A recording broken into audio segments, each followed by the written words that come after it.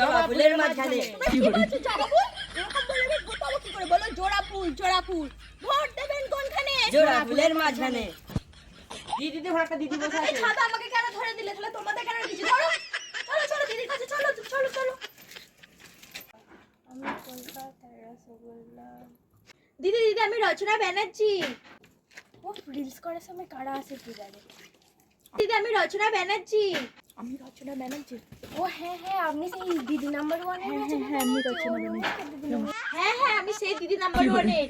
আমি এবারে শিওরে ভোটে দাঁড়িয়েছি, আমাকেই ভোটটা দেবেন। হ্যাঁ আপনি তো লক্ষ্মী ভান্ডারে 1000 টাকা করে পান, আমাকে ভোট দিয়ে ছেটালে আপনি 2000 টাকা করে পাবেন।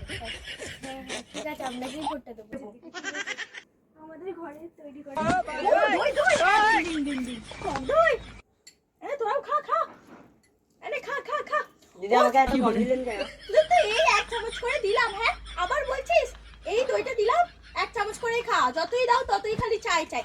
তোমাদের সিঙ্গুরের দইটা না এত গরু এত ঘাসকে হিষ্টপুষ্ট হচ্ছে, তার দইটা না সেই খেতে সেই স্বাদ সেই স্বাদ।